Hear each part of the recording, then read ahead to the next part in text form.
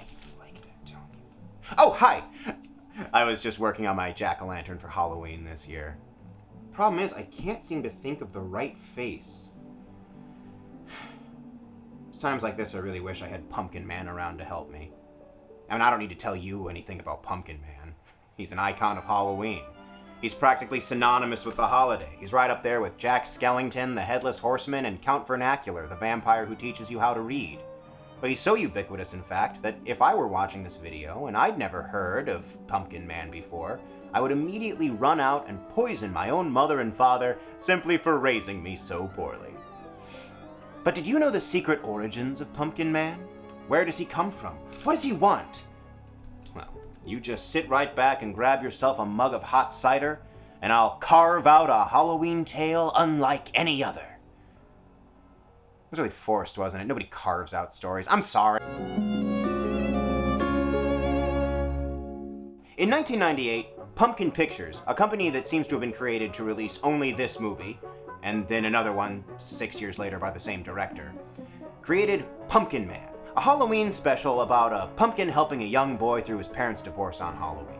The history of this special is a bit of a mystery. I can't really track down any record of its production, and I'm not even sure how it was distributed. IMDb lists it as a TV movie, but there doesn't appear to be any record of it ever actually being televised. It ran at a couple festivals, and then it seems to have moved on to spending most of its life lurking about at various video rental stores. My bat fell down. Okay, now stay up. Furthermore, the opening title sequence gives a based on and original story by credit to Bob Garner, which would imply that it's pulling from some kind of source material. Also, I don't even get this. Is this supposed to be 2 credits, based on and original story by? Or was this screen supposed to say based on an original story by, and this is just a typo? Of course, actually, wait a minute, one of those would then mean based on Bob Garner, so, oh yeah, no, that's a typo. I haven't been able to find any mention of this story that predates 1998. As far as I can tell, a hole opened up in the earth and erupted DVDs of Pumpkin Man just so they could be discovered by bewildered children at Hollywood Video. We open on a nightmare from our protagonist, Jason.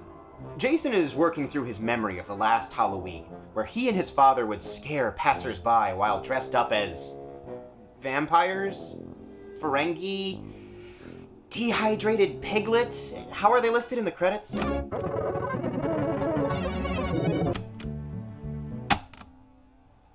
Oh! Goblins! Yeah, his father goblin and... Wait a minute, does that say Bill Farmer? Like, the voice of Goofy? What's he doing here? Well, it turns out that Pumpkin Man was actually directed by his wife, Jennifer Wynn Farmer. In fact, they actually cast their real-life son as the young goblin in this scene. That's pretty cute. Though it is a little weird that 9-year-old Austin Farmer turns into this 14-year-old kid played by Christopher Ogden only 1 year later. Just remember the legend of Sammy Hain. He killed with an axe, and he'll do it again.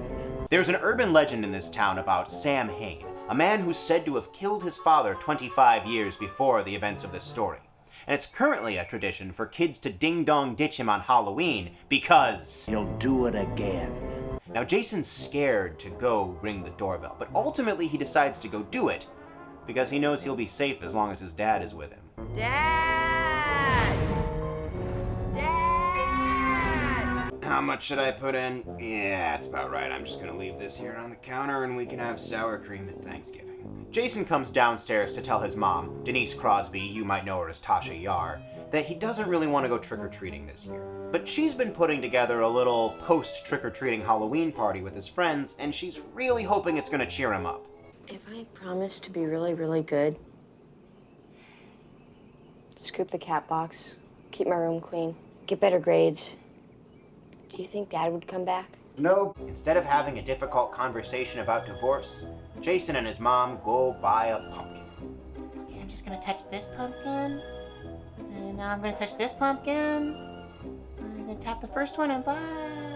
Jason looks around for a bit, but he stops at one pumpkin in particular.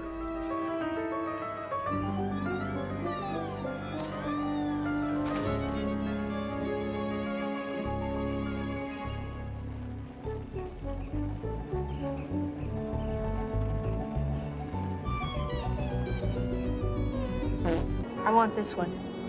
Jason then takes the pumpkin home to start carving a jack-o'-lantern, with his grandfather sitting right behind him, presumably to judge all of his creative decisions. But Jason still needs an emotional conversation. This is his first Halloween without his father around, and he has a lot of big questions. Mom says Dad isn't mad at me. Well, she's right. Your father is not mad at you. Then how come he won't take me trick-or-treating? That's a good question. That is a good question, Grandpa. The movie never actually brings up why Jason's dad can't take him trick-or-treating. Honestly, it's beginning to feel a lot less like a divorce and a lot more like Dad just passed away and Mom doesn't have the heart to tell him. If I promised to be really, really good, do you think Dad would come back? Oh, sweetheart. It doesn't work that way. He's at the big Home Depot upstate. I seem to remember a certain somebody thinking that Halloween was something pretty grand. Yeah, my dad. Jason's grandfather gives up on the conversation at that point and starts talking to the pumpkin. Well, hello, Mr. Pumpkin. Are you one of the jolly sort who puts a smile on the faces of trick-or-treaters passing by? Or are you one of those sinister fellows who takes delight in sending shivers up a little boy's spine on a cold Halloween night? Mm-hmm. Is that so? All right, there we have it then. What did it say? It said, your father is mad at you. You're never going to see him again. Jason's friends then come over to pick him up for trick-or-treating, and they're shocked by his lack of a costume. Hey, where's your costume? I haven't got one. You haven't got one? Since when does a kid not have a costume on Halloween? Yeah. Even Austin found a sheet. So? Austin thought Jim was gonna be a ghost. I thought vampires were cooler.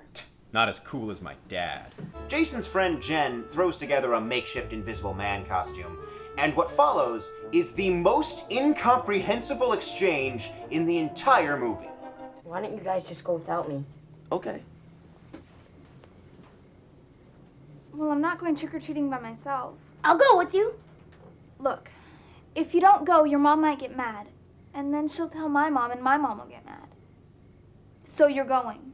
I cannot for the life of me sort out what's going on here. Why would she be going alone? Aren't Ted and Austin coming with her? Did these three all come here at the same time just so they could decide that if Jason wasn't coming along, they'd all split up? Then Jen says that if Jason doesn't go trick-or-treating, his mom might get mad. Which makes no fucking sense. What does his mom care? They've made it clear that his mom wants him to go trick-or-treating, but there's nothing to indicate that she'd be angry if he didn't. For Jason, trick-or-treating is synonymous with having Halloween fun with my Dad! However, this is the first Halloween without his Dad!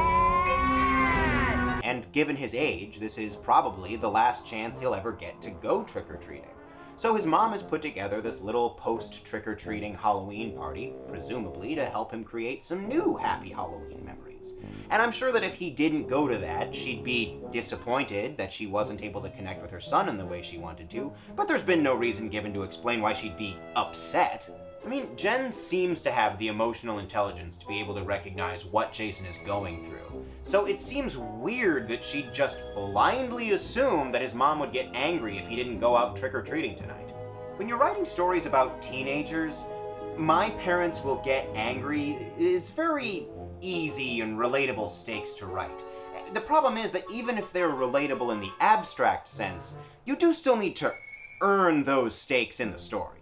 This could pretty easily be written away if there was one scene beforehand. Like maybe when the kids come in and the mom's expressing that she's worried that Jason might not go out tonight, and maybe Jen misinterprets it that she'd be angry. I don't know, just like something more than, trust me, your mom will get angry and then my mom will get angry.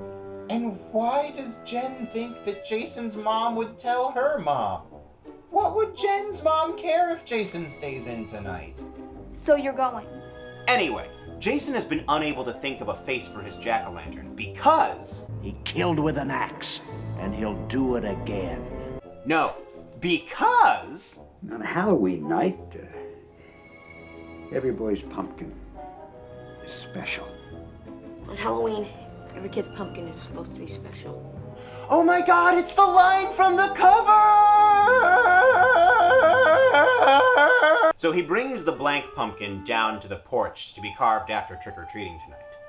The kids all head out, and once night falls, they get to talking about the Hain house. You remember the legend of Sammy Hain. 25 years ago, little Sammy Hain's dad disappeared, and nobody knew what happened to him. Turned out, Sammy hacked up his dad with an axe and buried him in the flower bed by the front porch of his house. The Hain house on the edge of town. But because Sam was only 12 years old, they had to let him go. Now, Sam is all grown up and he lives there all alone. So why do we have to go up there? Because we've got to see who's too chicken to ring the bell. Have you done it before? Well, no. Me neither. What about you? I'm not going up there. Ha! I'm not afraid to ring the bell. I'll do it. What about you?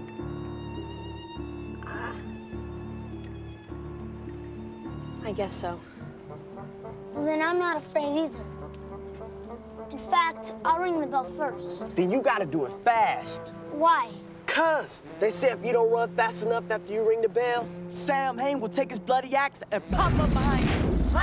Pumpkin Man is honestly a really cool costume design, but it doesn't have a whole lot of articulation, so it runs into this problem anytime the actor inside needs to communicate physically.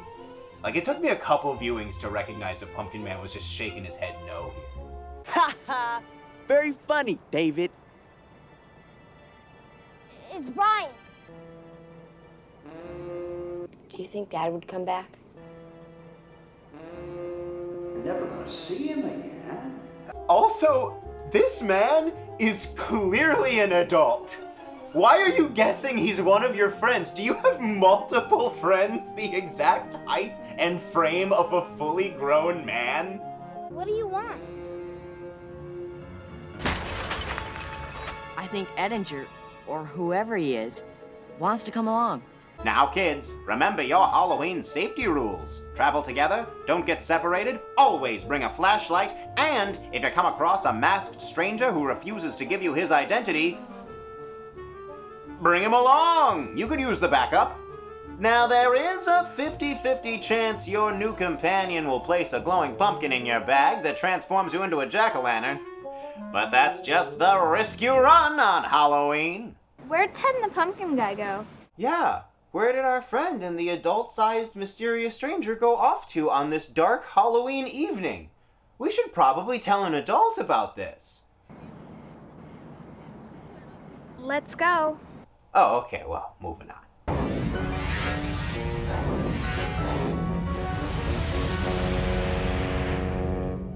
All right, 2 kids down, 0 concerns acted on, and the next house belongs to Mrs. Shadbolt, their English teacher. Oh, Shadbolt. We didn't know that you lived here.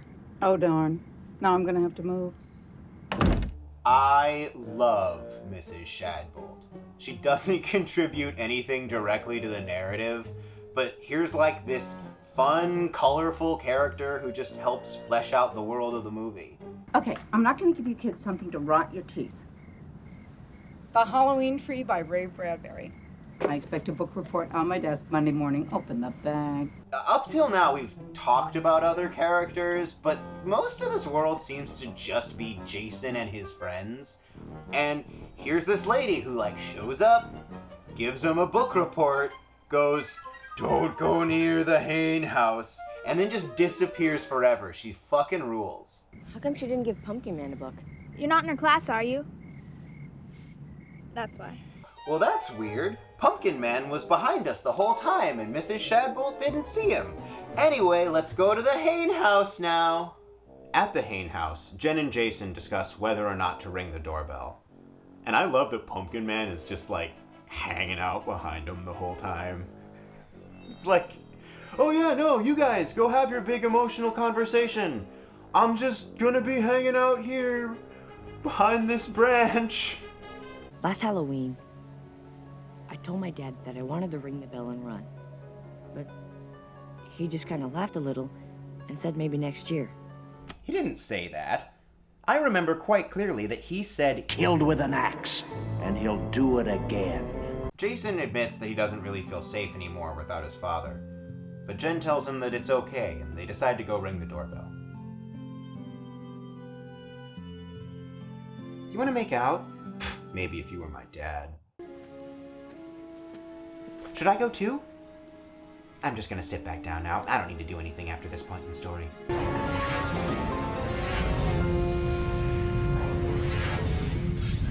For the first time since all of his friends started disappearing, Jason realizes this is scary.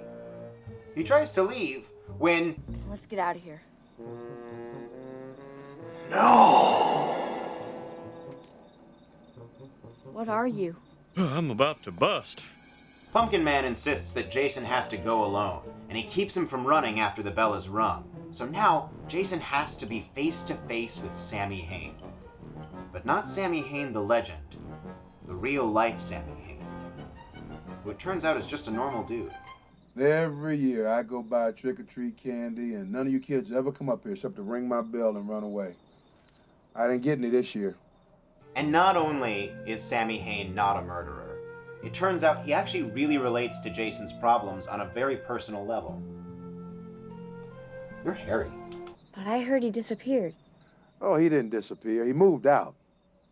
That's a huge difference. See, my mom and dad got divorced about when I was your age. I'm my age. See, it turns out that 25 years ago, Mr. Hain's father moved out, and somehow that blew up into an urban legend about an axe murderer. Mr. Hain then sits down with Jason, and he talks to him about divorce, and how parents aren't perfect, and divorces happen. That doesn't mean that his father's out of his life forever, and it certainly doesn't mean that it's Jason's fault.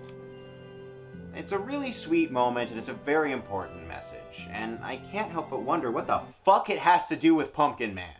When Jason goes back home, he sees that his pumpkin on the porch now has Pumpkin Man's face, implying that Pumpkin Man was his pumpkin. I mean, after all. On Halloween, every kid's pumpkin is supposed to be special. Jason only ultimately rings the doorbell because he's more afraid of Pumpkin Man than he is of Mr. Hain. This isn't a movie about Jason facing his fears. This is a movie about Jason being forced to face one fear by succumbing to a completely different fear. I'm afraid of roller coasters, but if somebody put a gun to my head and said, go ride Goliath, I would do it. It wouldn't make me any less afraid of roller coasters, but it would reaffirm that I am very afraid of being shot. Anyway, Mr. Hain then asks Jason if he'll come back and help him with housework, as is customary when a stranger helps a child with family troubles. It seems to me a wise young man like yourself might be pretty handy to have around. Maybe the idea was that if they were all there, there would have been peer pressure to just ring the bell and run away. But wouldn't it have been a significantly more powerful climax if that peer pressure was there and Jason had to move against it? Like he'd have to stand up even though he was standing alone. In the actual version, what we have is that he does stand alone, but it's not because of any choice he made. It was a choice that was made for him by Pumpkin Man. Also, it feels very relevant here that Mr. Hain is black, doesn't it? Like, this neighborhood is made up entirely of white people, except for one black boy who dies first. And the only adult black person we see, specifically a black man, has been villainized and harassed for 25 years because everybody thinks he's a violent criminal. And the movie doesn't even mention it. It's like it comes close to actually hitting on something meaningful here, but the movie won't actually acknowledge it. Like, they could have talked about how racial stereotypes fuel bullying, and how it was wrong and cruel of the neighborhood to perpetuate that urban legend. But instead, the special just weakly passes it off like it was a misunderstanding. I mean, how do you think that Ted feels that the only other black person in his neighborhood is a pariah? How do you think a black kid watching at home is gonna feel? Someone who intimately knows that this is a racial issue and that it's not being talked about. This really exemplifies the main issue with this special as a whole. It's got plenty of interesting starting points, but it refuses to really follow through on any of them. You can also see this in the way that Pumpkin Man handles divorce. You can see the beginning of an interesting journey. Every time that someone tries to talk to Jason about divorce, they use vague language or obtuse metaphors about jigsaw puzzles. Life for every mom and pop in the whole world is exactly like that jigsaw puzzle. And what Jason is missing is a straightforward conversation about his feelings with someone who respects him. And the movie suggests that this is what he gets in his conversation with Sam Hain. However, this isn't really developed or explored in any meaningful way. Jason's conversation with Sam Hain isn't really all that different from the conversation that he has with his grandfather earlier. Hell, Sam Hain even agrees with the jigsaw metaphor that Jason's grandpa uses. See, sometimes being a grown-up, it's like making a puzzle. Yeah, like making a puzzle. It feels like the conversation with Sam Hain only completes Jason's character arc because it happens at a point in the movie where one would normally complete a character arc. The earlier divorce discussions are never really framed as lacking in any way, except for the fact that they arrived too early in the movie. Jen, Ted, and Austin are transformed back into humans with no memory of Pumpkin Man. Let's check out the loop. Yeah. When did you guys get here? A while ago. I think. Yeah. I guess so. Jason comes home and tells everybody that Mr. Hain is actually a really nice guy. And he didn't hack up his dad either. It's just that his mom and dad got divorced. Looks like you had a good time. And that's the origin of everyone's favorite Halloween character, Pumpkin Man. If you have any questions, you shouldn't. We certainly answered the only questions that I posed earlier. Where did he come from? Billy Bob's pumpkin patch. What does he want? To turn all of your friends into jack-o'-lanterns so he can lead you down a wildly circuitous path to learning an important life lesson about divorce. And don't forget, on Halloween, everyone's pumpkin is special. I sure am glad I finally figured out how to carve mine.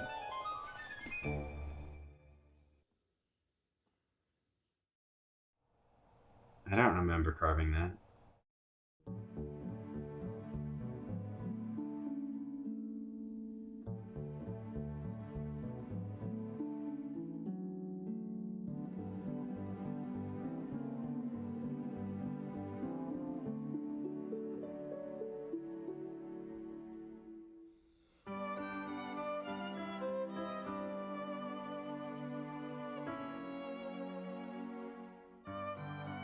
Cat on set. Cat on set. Cat on set. Cat on set. Cat on set.